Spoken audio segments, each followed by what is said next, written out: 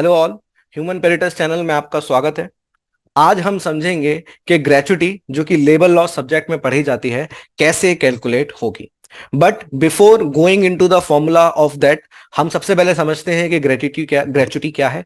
तो ग्रेच्युटी क्या है? Gratuity is a form of gratitude provided by the employer to the employee in exchange of services जो कि employ ने दी है। ठीक है। तो डेफिनेशन जो हमें सबसे पहली बात बताता है वो ये बताता है कि gratuity is a form of social security. ठीक है। इसके अलावा दो और बातें जो नोट करी जा सकती हैं वो क्या है कि ये ग्रेच्युटी आखिर कब दी जाती है एम्प्लॉय को। So the minimum time period जो कि ग्रेच्युटी देने के लिए होता है, दैट इज मिनिमम और एटलीस्ट 5 इयर्स। ठीक है। एटलीस्ट 5 इयर्स अगर एम्प्लॉय एम्प्लॉयर की सर्विसेज में है तो वो ग्रेच्युटी के लिए एप्लीकेबल हो जाएगा। तीसरी बात, ये कब दिया जाएगा? बीच में दिया जाएगा? पीरियोडिक दिया जाएगा? नहीं। ये एक सोशल सिक्योरिटी है जो कि टर्मिनेशन ऑफ एम्प्लॉयमेंट के बाद दिया जाता है एम्प्लॉय को। ठीक है। तो जब टर्मिनेशन होता है, टर्मिनेशन ऑफ एम्प्लॉयमेंट होता है, तब ग्रेच्युटी दी जाती है। ठीक है। नाउ हम इसके अलग अलग वर्जन को समझ लेते हैं। सबसे पहले, ग्रेच्युटी कैलकुलेशन के लिए तीन अलग अलग प्रकार के केसेस रहते हैं। केस वन जो है, that is for the monthly rated employ.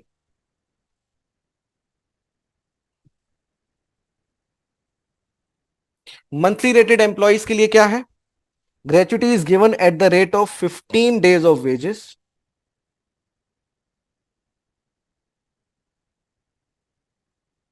Multiply by number of completed year of services.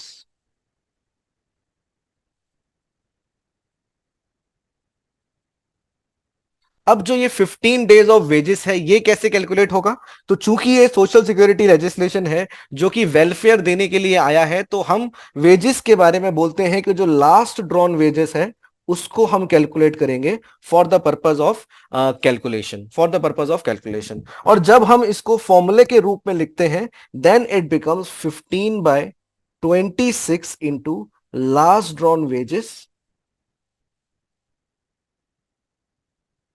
and multiplied by number of completed year of services। ठीक है।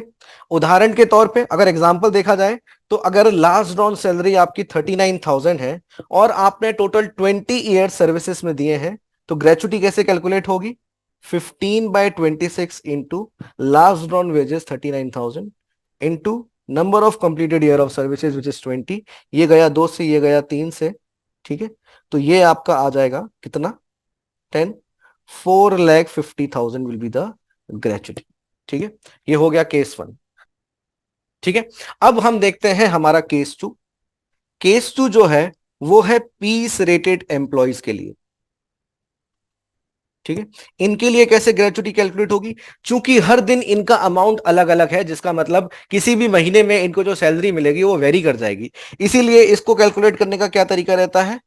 Eight the rate of average of total wages earned in past immediately preceding 3 months, immediately preceding 3 months. ठीक है। तो जैसे कि उदाहरण के तौर पे अगर हम देखें, तो अगर पिछले 3 महीने में अगर जो लास्ट सैलरी मिली है वो है आपकी 12,000, 13,000 और 14,000, तो हम कैसे निकालेंगे? इनका एवरेज लेंगे डिवाइडेड बाय 3 जो कि 13 के आ जाएगा, एंड इसको हम यूज करेंगे as a last drawn salary. ठीक है। और इसी को हम किस फॉर्मूले में रखेंगे? 15/26 इंटू 13 के, और अगर हम पिछले एग्जाम्पल से उठा लें, देन इट विल बी 20। ये हो जाएगा आपका 2 से, ये हो जाएगा आपका 10 से। तो 1,50,000 will be the gratuity amount. तो अब हम देखते हैं हमारा केस थ्री जो कि सीजनल स्टैब्लिशमेंट से रिलेटेड है। ठीक है। ये एक स्पेशल केस है। ये उन एम्प्लॉयज के लिए है जो कि सीजनल स्टैब्लिशमेंट में एंगेज्ड हैं और पूरे साल काम नहीं कर पा रहे हैं। तो इनके लिए जो एक्ट हमें बताता है, that is calculation of gratuity at the rate of 7 days of wages for each season। यानी कि हर एक सीजन का 7 दिन का जो अमाउंट उन्होंने कमाया है that will be the gratuity. तो आखिरी लास्ट वेज राउंड यहां पे वही कॉन्सेप्ट लगाएंगे, आखिरी सीजन में 7 दिन का अमाउंट निकालेंगे और उसको नंबर ऑफ सीजन से मल्टीप्लाई करके हम क्या निकाल सकते हैं, हमारा ग्रेचुटी फॉर दीज 3 केसेस। तो टू सम अप, ग्रेचुटी क्या है? ग्रेचुटी ग्रेटिट्यूड है from the employer to the employee, अगर आप minimum time period of services में एंगेज्ड हैं, ये एक सोशल सिक्योरिटी है। इसके अलावा कैलकुलेशन के 3 अलग अलग तरीके हैं, first for the monthly rated wages, second for the piece rated wages and third for the seasonal establishment.